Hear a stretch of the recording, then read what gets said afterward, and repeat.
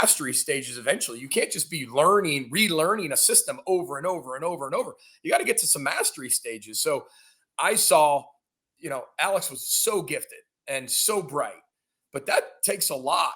And then you got to do it in a short amount of time where everybody wants you to flip it right now. Sometimes that takes a while. And I think when you saw the middle to the end of his career, when he's playing his best, was a true development of Alex Smith, where we just think because he was the first pick, he should be developed. Well, that's not necessarily always the case. Sometimes the NFL has to develop some players. And that doesn't mean that it's not a developmental league because it doesn't get that reputation. That's for us to do in college. But there are guys who can keep getting better, that their ceiling's still so much higher. And Alex was that player. And as you went through his career, saw how good he was. We have to start. We got to go back. It's a third and fourth team defenders out there to see what they can do against Pickett. Man, this is not HD. Oh! How about that? This is the 2004 preseason? Oh, it was. Yeah, it was my rookie year. You got popped. Cam Worrell came over and hit you. Yeah, there's a few others. There's one in my who was the linebacker at that time? It wasn't Urlacher, but it was a guy who kind of looked like Urlacher. Anyway, there's another one that game. I just got beat up this game. Every one of those catches, I think I had like 4 or 5 catches, whatever it was during this game, but every one of them came with a hit like that. When you're not very fast, you can't get out of the way of hits like this. Yeah. You know what was cool was I didn't realize this. Like we spent some time together this year, and your NFL career, they put you in the last game of your rookie year to return a punt. Like anyone who loves Field of Dreams, like that's undrafted. That's pretty right. I mean, that's incredible. Yeah, I mean, I got to play 2.5 seasons. I mean, if you would have told me that at the beginning when I was an undrafted free agent, I would have said you're crazy. There's no way that's going to happen. But yeah, I got an opportunity and never looked back, and then if it wasn't for me playing out there, I probably wouldn't be where I am today without Mike Nolan and Dennis Erickson and the York family and all of them. So, I mean, you got to know where you come from to know where you want to be. And that time was really, really special to me though. That was big time for me. That's for sure. I can't believe, I remember you told us this year, you got hurt. So you spent your time practicing how to be a long snapper. A kicker, Joe Nedney taught me how to be the emergency kicker. Okay. I already knew how to long snap, but then I taught myself how to kick. And just the more I could have done to stay on the roster, at that point, you look at Wes Welker, I think he kicked a field goal or extra point during games. Right. You were doing everything you could to keep on the roster and to bring value somehow, some way to the 53-man roster, because practice squad, I think, was only 7 or 8 players at that time. So it's still, roster was really, really small. And, I had to do everything I possibly could to stay on that football team because I knew the day I got there, they were going to find a way to cut me. Find a reason. Don't give them a reason. And for 2.5 years, I didn't give them a reason until I got hurt again. And then they're like, all right, man, this dude is like Mr. Potato Head. It just keeps everything just keeps popping off. So we got to get this guy out of here. I know you've told the story many times, and you don't have to tell it. But getting cut and having a job offered to you from Mike Nolan on the same day. And it so happened we did 2 of your games this year. The first game we did was the SC game, and Mike Nolan was there, and I talked to him for a little bit. He seems like a unbelievable guy. There's 2 guys in that picture. It's amazing, that changed my life completely. Jerry Sullivan, who taught me everything I know about wide receiver play. And that's the only position I've really coached my entire life besides being a head coach. And then Mike Nolan, who is why I wear a tie on the sideline. I mean, people always sit there and go, wow, you want to wear a tie on the sideline? You bring attention to you and you want to dress different now? I just wouldn't be where I am. My last name means speck of dust. I wouldn't be where I am without Mike Nolan. And he thought I'd be a really good coach. My second year, he put me on IR and because I got hurt in the preseason. And in that point, you can go home because you have nothing to do with the team, or you can stay. And I said, if I stay, I want to coach. I want to coach the rookies. I want to coach the young guys. He's like, you can do that. And so in the mornings, I'd meet with the young guys, and Coach Sullivan allowed me to do that. And then when I got cut going into my 3rd year in the summer, that's when Mike offered me a job, Coach Nolan. And I go, what kind of job is it going to be? He's like, I don't know. I haven't created it yet. I'm like, so I got offered a job that doesn't exist? He's like, yeah, I'm going to create the pay and what you're going to do. And like an idiot, I thought I was still going to keep playing. So I went to Yeah. the Chicago Bears, didn't pass the physical and with my shoulders, and went to go take the job with Coach Nolan. And that's when Coach Tressel offered me kind of the same opportunity in college. And he wore a tie too. So those two men changed my life forever. And that's why I wear a tie on the sideline. So, I'm curious, like Mike Nolan, I'd be, obviously he was known, if we like summarized him, went like a defensive coach, and then you work for Tressel, who's I think, like very detail oriented. Obviously, Shiano. I love having these meetings with you guys as we did this year. We had a Greg Shiano meeting. It was illuminating. Very detail oriented, very good at game management. Like I think one of the things, and I don't know, I'd be curious if we did a cross section of like coaches who are great game managers, what positions they played. I don't know how much receiver would come up.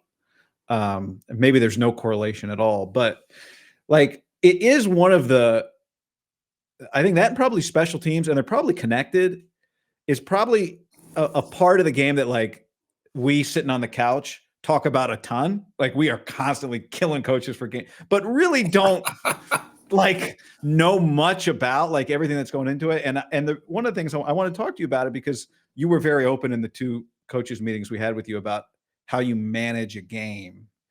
And so I'm just curious, like what did you realize early on, this is a way to separate myself, or was it just kind of the guys you were around did it, and so that's what you do? well, I think it's the guys you surround yourself with. I mean, that's where you get your education, right? And you're either around people who really value that.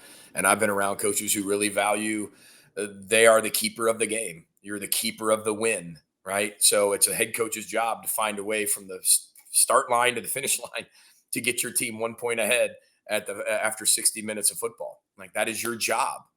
And so that changes all throughout a game. And I don't know how many head coaches, if you look at Twitter as a game goes on, are actually called good game managers, because the fans just blow us up. The announcers just blow us up because the common fan listens to whatever the announcer's saying. So there might be so many integral parts of game management and clock management that the average person watching the game it doesn't do it for a living. So they go, why the hell are they doing this? And even the announcers say that, like, I don't understand what this person's doing. And then somehow it works out a few minutes later, and they're like, all right, I got to apologize for, I've had that happen to me on live TV. Announcers apologizing when I'm not even listening to it, apologizing for it. There's mistakes I've made that you grow from. There's things you learn from other people's mistakes. Some people go strictly by the book. I'm not a big book guy. What does the book say? I'm not big on that as much. And that we have so much technology now where the books flashes on the screen. Well, this percentage says this is what the coach should do. Right. Well, we're not robots.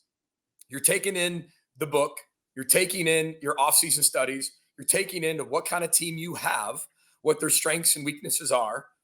How is the game going?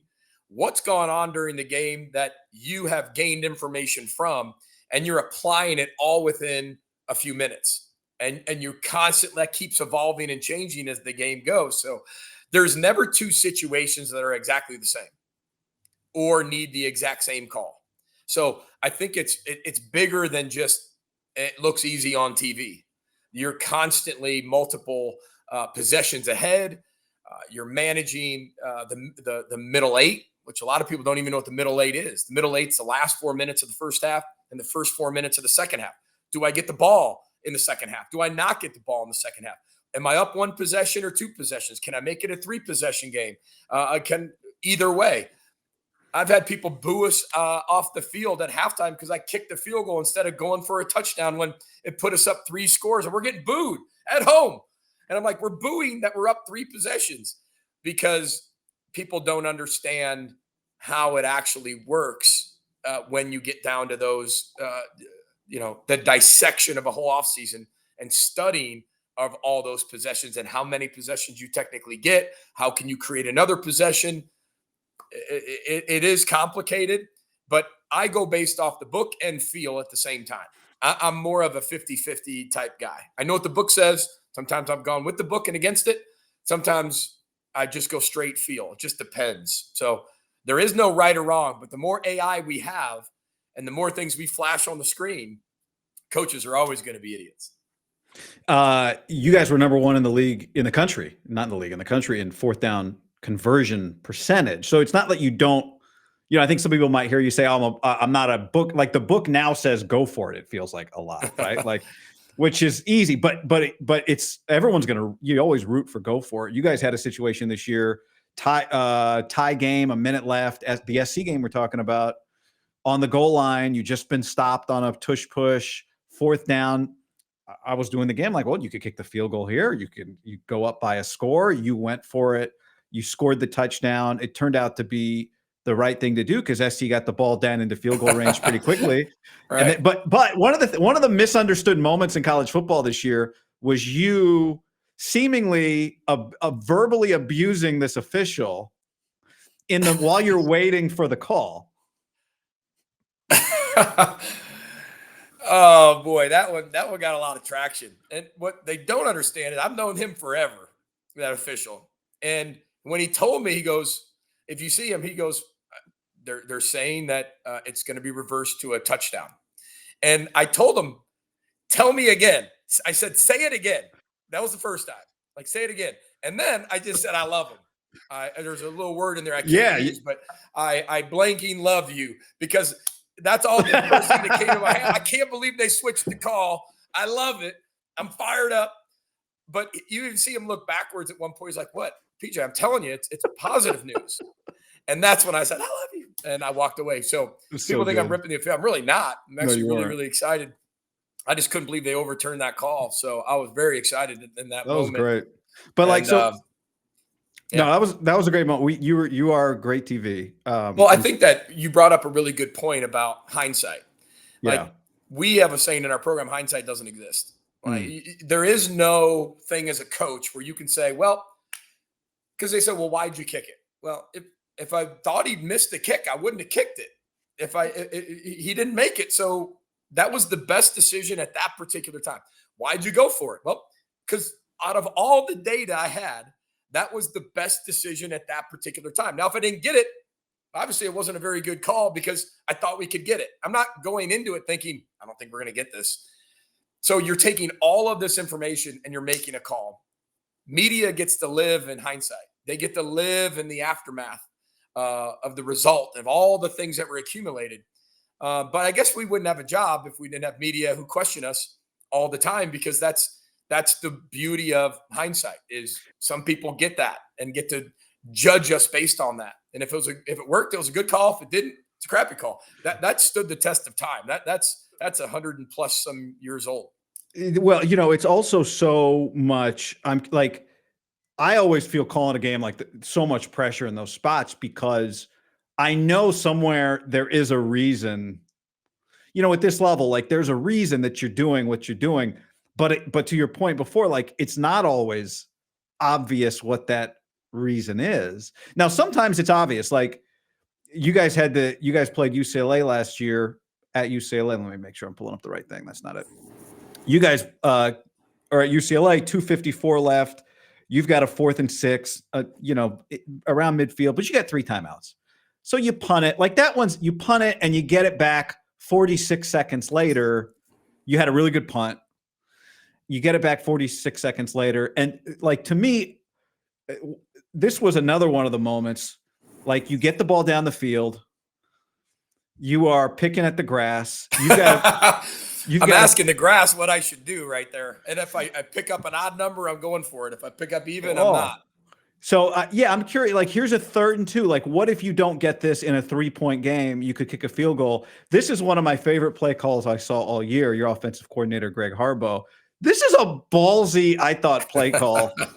This is like a throw, I don't know tell me what you call this, but there's a lot going on here in this situation. Yeah, there's a lot going on. The ball's actually, it's a screenplay back into the boundary to one of our wideouts off of a motion that we just had, in which we ran the football. Now we're throwing a screen off of it. Simple us, complex you, multiple plays out of different sets, or the same set, same motion, make it all look the same. It's just, we felt like they were bringing some pressure, and we felt like they would be teeing off on the run. And so we felt like we could get a really quick screen out to the boundary. They were going to adjust that with the safety and play some man coverage. And we felt like we had a really good play over there if we could execute it. The worst thing you could do is have a great play call and not have confidence to call it because you don't believe in your team to execute it. You have to, success comes to the bold, right? And you're going to have to do certain things and trust your players when everybody in the building thinks you're going to run it. I think Andy Reid's the master at this. Everybody knows he's going to run it and he throws it. And he's won Super Bowls on that. He's won championships off of that. They won 17 straight one-possession games because he's that way. I'm not saying everybody can do that. He's got some of the best players, and if not the best player in the NFL at quarterback.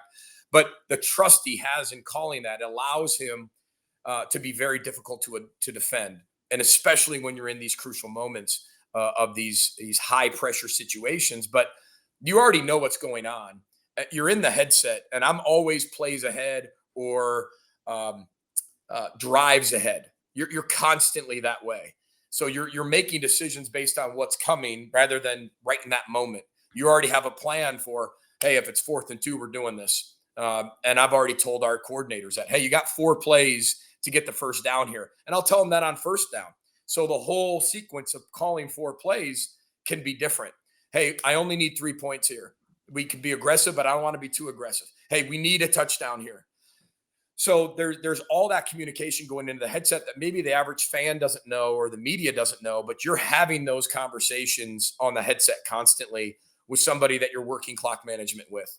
Were you going to go for this one if you didn't get the first down on 3rd? Oh, absolutely. You were going for that one. Yeah, we're going for that one. Yeah. Because again, same thing with the USC. You're on the road, you're at UCLA, you got 2 downs to get 2 yards. If we can't get 2 downs to get 2 yards, we probably don't deserve to be there. And the field goal just ties it up. The time on the clock, if this is an incomplete pass, what people don't know is now we left way too much time on the clock because we kicked the field goal. They go right down the field. And these days, you only need 35 yards of total offense in a minute to be in field goal range, maybe less. So that was the whole USC decision, which would have been flipped on this decision as well at UCLA. Well, what's interesting, what you said, though, is like the way you just said it, I got 2 plays to get 2 yards. Like, I think me just having watched a lot of football, just football fan, goes, oh, well, then you just run it twice. You can get 2 yards out of 2 runs, right? Which is part of what makes that 3rd and 2 call so ballsy. Well, if you look at the box right there, the box is pretty loaded and people are coming downhill pretty quick. So we needed to get something on the perimeter. Our guys did a really good job executing that screenplay, and it was a really good throw by Max, really good catch by Lemecki, and he made something out of it. That's for sure. Our players had to make big-time plays and big-time pressure moments in this game, as well as the UCLA game and all the other games that we had that year. So when do you start looking at second half? Can you, when do you start looking at the clock? When does the clock, it's a little different in college. Like the NFL, I'm really aware, especially when I watch, we watched a lot of the Niners, the Shanahan offense. It's not, there's 8-play scoring drives, right? It's not Julio Jones's Kyle Shanahan offense. So you're very aware, it's a 10-point game, middle of the 3rd quarter. It's like, okay, there's probably maybe 3 possessions left for you. So how do you, at least the Big Ten's rep is that way. It's not always that way. But when do you start looking at the clock as a head coach? Well, if you go back to my history, I don't know what my record is when we're winning at halftime versus losing, but it's way bigger when we're winning. And my job is to keep that win. Nobody's 100% perfect, but my job is to protect that win, especially with the lead at halftime. So I'm looking at that clock midway through the 3rd quarter. You're doing everything you can to win the middle 8, as I said, the last 4 minutes of the first half and the first 4 minutes of the next half. And that's called the middle 8. So you're finding ways to maximize possessions and points within those 4 minutes that extend possessions or allow you to catch up possessions. It is a sacred part for a head football coach, in my opinion. About midway through the 3rd quarter, I'm looking at how many possessions we're probably going to have left. Are we up? How many possessions are we up? How are we running the football? Will our 4-minute drill and our 4-minute plays that we've shown up to this point, are we running at will? Are we going to have a very difficult time? Are we going to have to execute in the pass game to get the 4-minute? There's been a lot of games where, we've won in 4-minute, and there's been some that we've lost. Same thing in 2-minute. We've lost a lot in 2-minute, but won a lot in 2 minutes. So you're constantly practicing those. We have a drill that's in practice that we'll put the ball down and play it. It's 4:24 left to go. Both teams have 3 timeouts. Go finish the game. Then if you have to punt, then you play it. The offense flips, and now they're in a 2-minute drill. Well, then maybe they have to punt, and they flip. Now we're back in a 4-minute drill. So you just go back and forth with that same offense, same defense. So the defense is in 4-minute type defense, and then they're in 2-minute type defense. And it just keeps going back and forth until the game's over. There's so many situations that create itself within that you're constantly practicing. I have a guy on my staff by the name of Brian Sheehan, and he produces a ton of off-season situational football for me to learn, to grow, to share with our team, our staff, and also our quarterbacks that we meet every single week with. So you're constantly situational football is where games are won and lost. It's not the plays. You got attention to detail within the fundamentals. It takes care of the technique. You plug them into a scheme, and then you've got to be able to handle all that under the pressure of the situation, where your technique, scheme all fit together under that pressure of the situation. And your guys got to be prepared for it. And the only way they get prepared for it is repping it, doing it, watching it, learning, walking through it, talking through it, not just plays. Every play in a football game is situational. Every play is its own entity, its own situation. So you got to handle it for what it is and not just be good at running plays. So do you, as a coach, I mean, you're running them through, but are you a visualizer? How do you practice that stuff or prepare for it? In the games, you're talking to yourself. That's why I like to be away a little bit. And I'm thinking about all the things that could and could not happen within that moment. I think that's hard to do when you're actually the head coach play caller. I think a lot of the head coach play callers have somebody that does that for them and walks with them in certain situations. I don't call the plays on offense and defense. So for me, my whole job is to make sure that the situational part of the game is accurate, right, and fits what we're doing well, where I can make a very clear decision based on what information's presented me through the book and what information is presented me from actual proof and data on the field. So I'm more likely to go for more 4th and 1s if we're running the ball really well and we're knocking people off the ball. People are knocking us off the ball. I'm not going to be an idiot, right? I mean, I can see what my team's doing well and what we're not doing well, probably more than the fan and the media. So those decisions at times, like maybe I should go, what would you do? Well, if you don't know my team 100%, it's hard for somebody to say I would do that. Right. Just like if the opposite way. Who is the OG game manager? Like, who is the Mount Rushmore, the George Washington position game manager? Oh, I think Andy Reid from the Kansas City Chiefs. It's funny because he used to be heavily, when he was in Philly, people thought it was a weakness of his, right? Yeah, but I think that part of what people think is his weakness is his genius. He is not afraid to run any play in a 4-minute or 2-minute drill and put on his players. The trust he has to have them get that done, no matter which player it is an art. That is not easy to do, to call a play to win the Super Bowl to a guy who's not caught a ball in the playoffs. Like that usually doesn't go through people's minds. I think he's so good at it. And winning 17 one-possession games in a row, I don't think people understand how impossible that really is. We have one stat where you can see numbers in our team meeting room, and that is one-possession wins by year. So when we were 11-2 in 2019, we were 6-1 in one-possession game. So the record in 2019 says 6-1. Doesn't say 11-2. It says 6-1. Because if you can't win one-possession games, you won't go to the playoff. And so last year we won 8 games, but we were 3-4 in the one-possession games. Well, if you win 3 of those and you go 6-1, we are in the playoff. So being good in situational football and in the one-possession games make you a playoff contender. Interesting. First 11-win season in Minnesota since 1904, by the way. People say a lot. I've heard it with the Chiefs this year, like, 17 straight, 12-0 in one-score games last year. The number, they're going to regress to the mean. And I'm just like, are we sure? Maybe they're just really good. All right. Who's the Abe Lincoln position game managers? I'll just ask you for your top 2. Okay. So I said Andy Reid, right? Yeah. I would say Ryan Day's pretty good at it in the college level. I think some people just think it's really easy. He's got some of the best players in the country and to do what he's done. But I think he's really good at it. I think some people just kind of bypass the clock management piece. I thought Dave Clawson was always really good at it, and Dave retired. Dave and I'd spend a lot of time together in the situational piece and going through that together. I value that time with head coaches because that's where we make or break our careers, is in the one possession games and the final moments. Joe Novak taught me an awful lot. Jim Tressel taught me an awful lot about clock management. And it was more about possessions with Jim Tressel because we were the number one team in the country. There were times we're up 5 possessions. Well, the only way they could beat us is if we get 4 more possessions. And I would hear all that and I'd be laughing, but it's helped me in blowout wins or blowout losses. Like, it's helped me. But it also helped me in the finer things when we were in a dogfight and we still had to be the number one team in the country and still keep the win and protect the win. And I thought nobody was better at that than Jim. And I've learned from some great coaches. The detail-oriented part. Greg Schiano had a situation for everything. We had an answer for everything. And we kicked a field goal this year at the end of the first half at Michigan that I've done twice in my career for that moment, that situation, 2 times in 13 years. But we did it and executed it perfectly.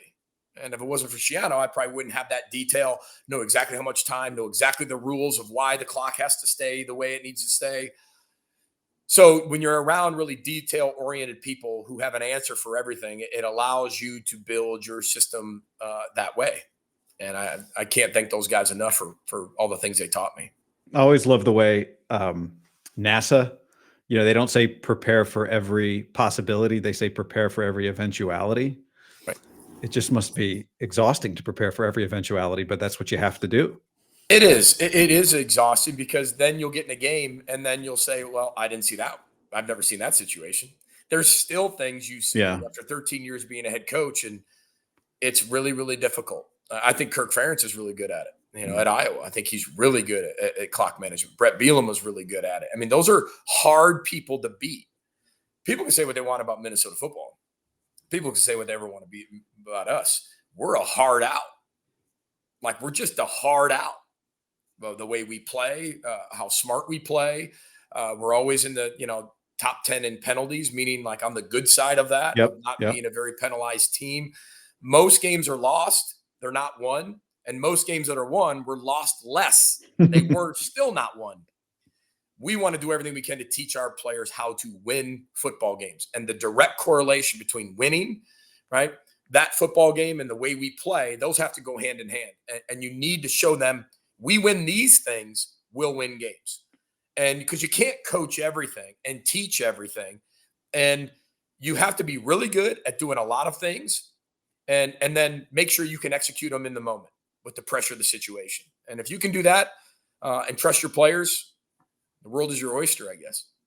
You made me think of, as we're talking about game management, is like, for a coach, it's such a compliment. For a quarterback, it's something derisive.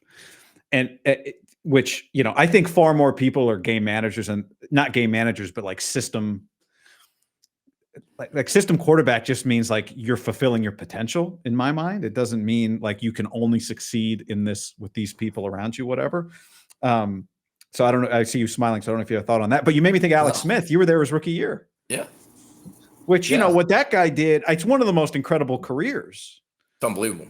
And I think a lot of people use that as an excuse because they don't know what to say.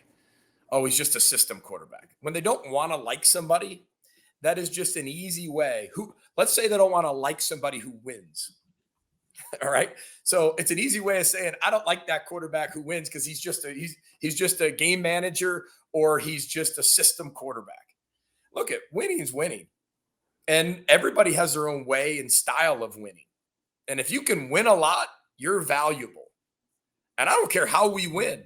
I just want to win. A lot of people want to win on style points. I don't get any extra W or a new contract extension based on the way we do it. Did you win or not? And especially in the NFL, where it isn't kids and education and careers, and it's still this amateurism a little bit. I can't say a lot, a little bit. But the NFL is completely different. Win or lose. There's nothing in between. So how are you going to win in the margins? Well, if a quarterback wins and understands situational football, that's valuable. That doesn't mean he's just a systematic quarterback. And I think you can see that in a league who really understands that and who doesn't. And I think you can see the coaches that understand it and coaches who don't. Did you feel the pressure that Alex, like a number one overall pick, like, did you sense that as a player? It was your second year. You were trying to survive, Yeah, I but mean, I could see that in him. I think that, you're coming from a system that probably wasn't very NFL oriented, right? yeah, And you get plugged in as a first pick. Back then, the slots were not slotted and the money was astronomical.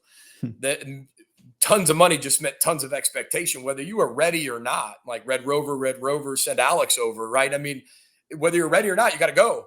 And I think hard part with NFL quarterbacks at times is a lot of change of systems and change of quarterback coaches and change of head coaches can really stun a lot of guys' growth.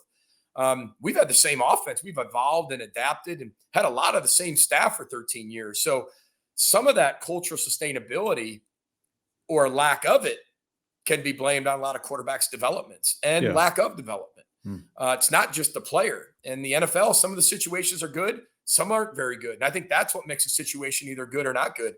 Can you have that consistent language, that consistent identity, that system that you can have that conversation through? Because you got to get to some mastery stages eventually. You can't just be relearning a system over and over and over and over. You got to get to some mastery stages. So I saw, Alex was so gifted and so bright, but that takes a lot.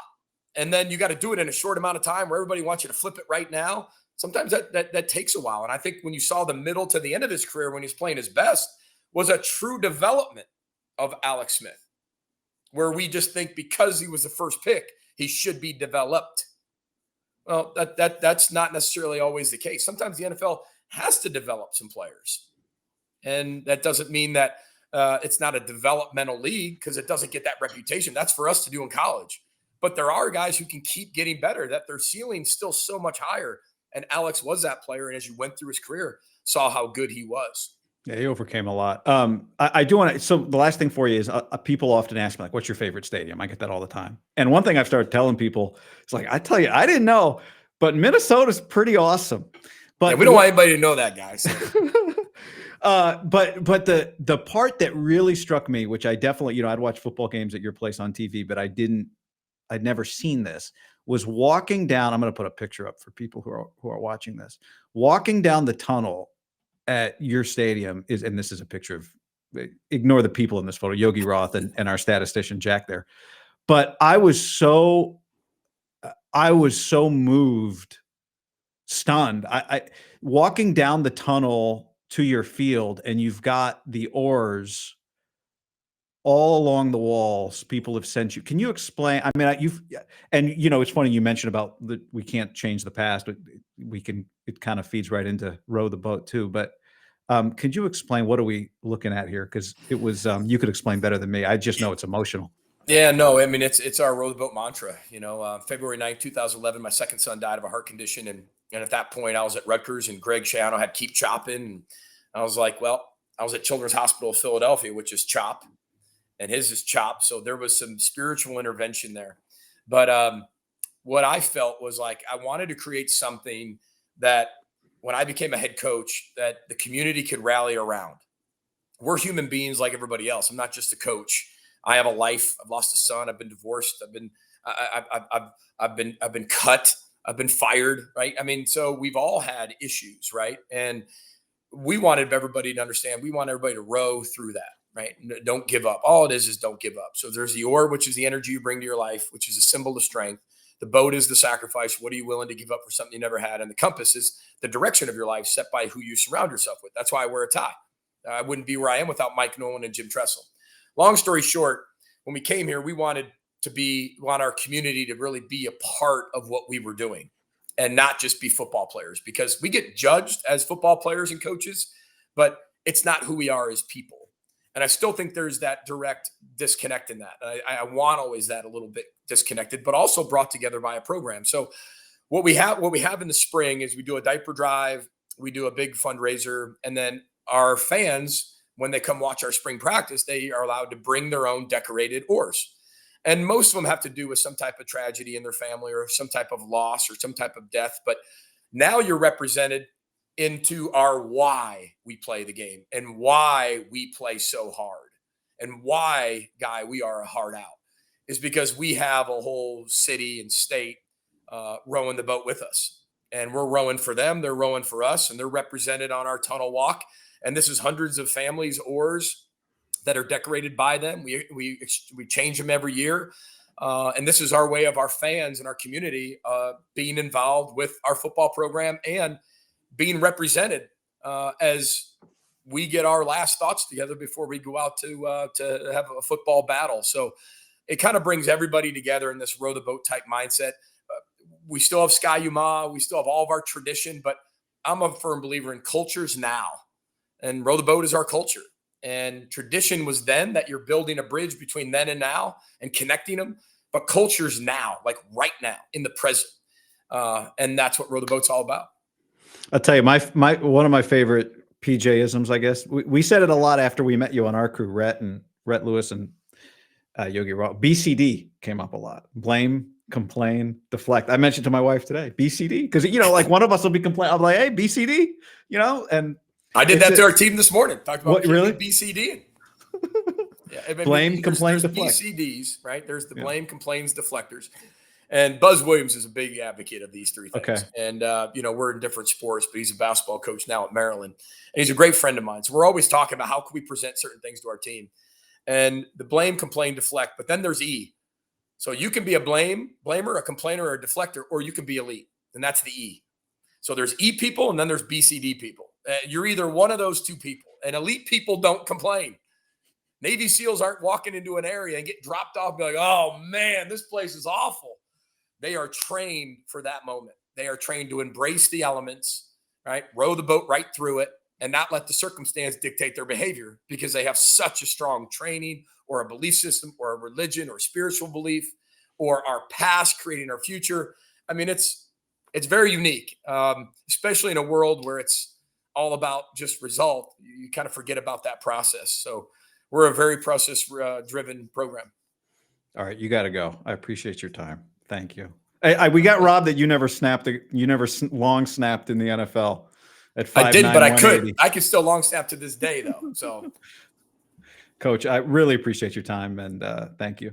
Yeah, appreciate you. Row the boat, Sky Mo. Gophers. We'll see you this season, guy. Thanks. Looking forward to it.